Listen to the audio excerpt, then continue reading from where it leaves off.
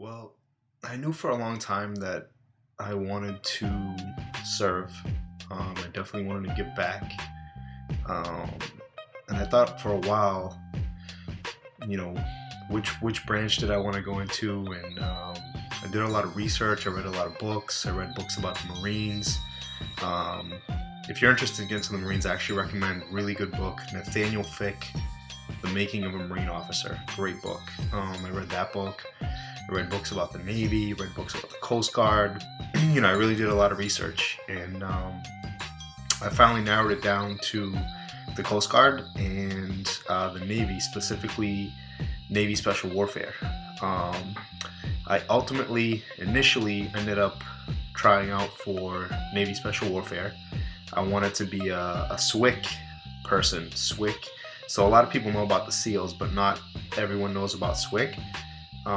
SWIC stands for Special Warfare Craft Crewman, and they're the insertion and extraction team for the SEALs. So I tried out with my local Special Warfare recruiting team, Swonek Division 3. I made it onto the squad, and I actually trained with them for a whole summer. But towards the end of the summer, the petty officer that was in charge ended up cutting me because I could do everything except for the swim. I couldn't get my swim time down to 9 minutes. You have to, part of the physical fitness test is you have to be able to swim 500 yards in 9 minutes, roughly, to be competitive. And after that, like I said, my top two choices was that and the Coast Guard. So I immediately went to the Coast Guard, and that's kind of, yeah. I mean, I talk a little bit more about that on the website. On the about page about kind of my story and how I ended up joining and going to boot camp, but that's it.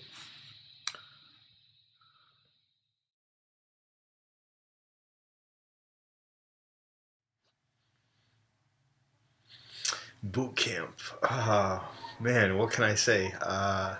There's a lot to say. I guess I can start off by saying that while training with the Navy Special Warfare recruiting team definitely, pushed me to my physical limits and just tested me physically like I've never been tested before, Coast Guard boot camp did that to me mentally.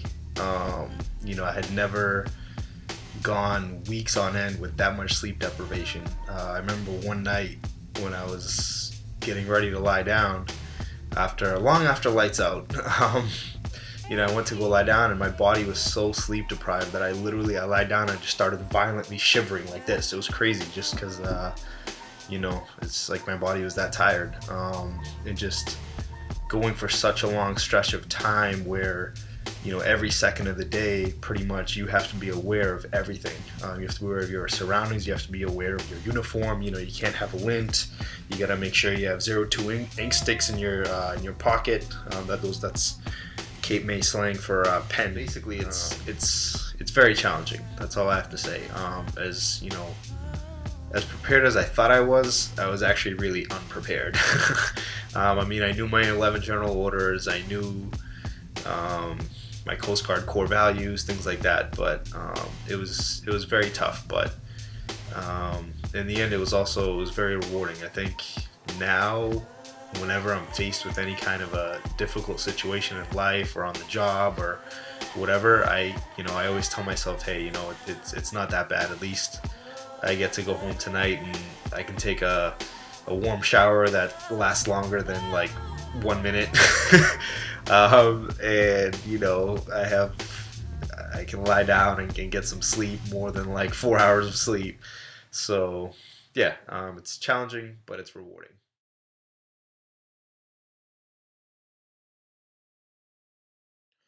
I wrote the Coast Guard Bootcamp Survival Guide basically for future recruits. It's kind of like I almost wrote it with myself in mind, because I'm one of those people, as you heard me say at the beginning of this interview, all the books I read before I was even thinking of joining any of the services.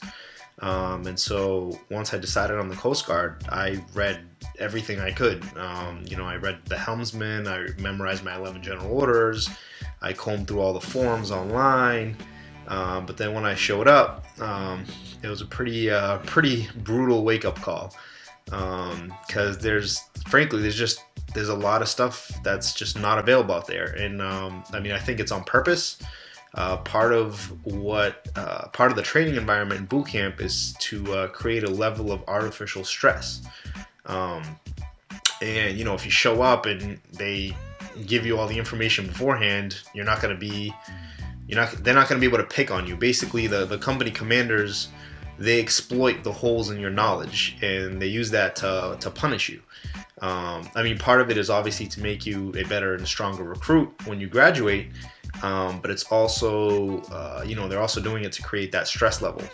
The idea is that if you can take being in a highly stressful environment for 8 weeks, when you're actually out, in the fleet, that you'll be able to handle stressful situations because you already went through it. Excuse me. So yeah, I wrote it to kind of fill in the gaps that were missing from my own preparation, not because I didn't look for them, but it's just not out there. One huge thing is speaking correctly. So aside from nautical terminology and Cape May slang, there's a whole nother aspect of speaking correctly and responding that is nowhere to be found on the internet, and it's huge, and it's one of the main reasons why everybody in my company was getting punished constantly, even halfway through boot camp, just not being able to respond correctly. And so that's probably one of the most valuable. Honestly, that chapter alone is worth getting the Coast Guard Boot Camp Survival Guide. Yeah, it really is. Just as if you can remember, I go over the 8 most common scenarios and how to respond to them correctly. So if you can drill that into your head now, your life will be 10 times easier when you get to Cape May. Promise. Seriously, you'll get more sleep. Yeah, but anyways, so that's why I wrote it, really just to fill in those gaps for recruits who want to really show up on day one being completely ready.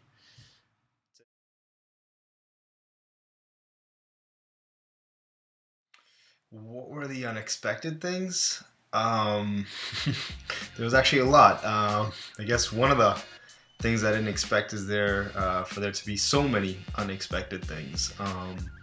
The company commanders have a lot of tricks up their sleeve. I'll start with attention to detail. I mean, you read about it online, but the level of intensity when it comes to attention of detail is crazy. It's like you have to be aware of so many things all the time.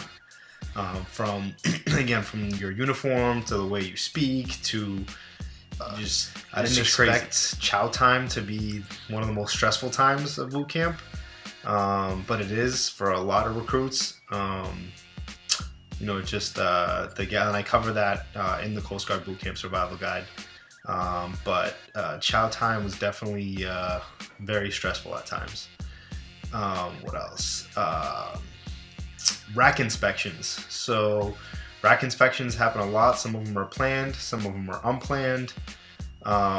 There's a lot that goes into it. Again, attention to detail is crazy. I mean, they literally tell you how many inches long and wide you have to fold your pants and what direction the zipper has to be facing in. And, if you don't get it right, then, well, you get a performance tracker. So yeah, there's a lot. Yeah, there's just a lot.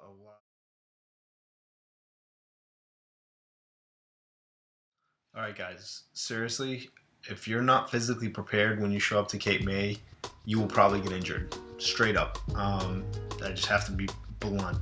I saw a lot of recruits during my time at Cape May wearing the green belt. The green belt is basically when a recruit hurts themselves because of morning physical exercise or IT, which is incentive training. Basically, it's punishment if you screw up. But yeah, a lot of recruits were wearing green belts. If you wear a green belt, you will most likely get reverted, which means you're gonna have to be there longer. What else? But yeah, you can't show up thinking, oh, I'm just gonna get in shape when I get there. I actually had people in my company that did that. and it wasn't pretty. Number one, you're gonna be miserable, but then you're gonna be even more miserable. The mental part is honestly harder than the physical part. Make the physical part easy. Show up in shape. The best recommendation I can make right now is so my background, my profession is I am actually a certified personal trainer through the National Academy of Sports Medicine. So that's my day job. I've been doing it for a long time.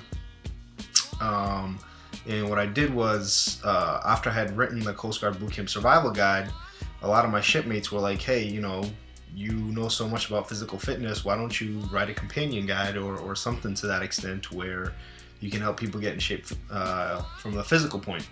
What I would do right now is go on the SurviveCoastGuardBootcamp.com website. There's a page on there. I wrote an article called Determining Your Starting Fitness Level. I described 5 fitness personality types.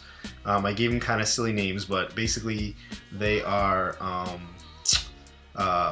overweight and weak, skinny and weak, average person, someone who lifts weights but hasn't really done military fitness, which is actually what I used to be before I started training with the Navy Special Warfare guys. And I had to make the transition to being a military athlete as opposed to a weightlifter. And the last one, which most people aren't going to be the last one, is someone that's already military fit and can surpass the standards.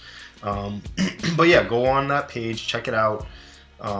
And basically what I do is after you buy the Coast Guard Bootcamp Survival Guide, I will send you a companion guide. I call it the Coast Guard Bootcamp Fitness Success Program for your fitness level. And it'll be, you'll have everything in there that'll show you exactly how to design an 8-week program to get in bootcamp shape. So that's pretty much my recommendation of what you can do right now to get ready.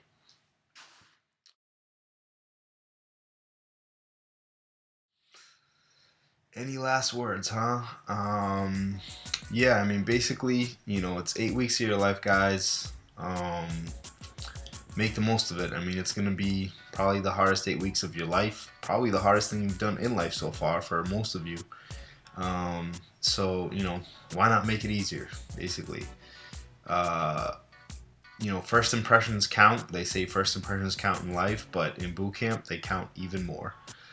Because when you get there, when you get to Cape May, that first week and a half is when your company commanders are basically deciding, this person showed up to train. They're ready, and they showed up to train. And, if you give them that impression, they're gonna lay off you a little bit. I mean, don't get me wrong. It's not like you're gonna have a free ride, but they're gonna pick on the people who they think aren't squared away.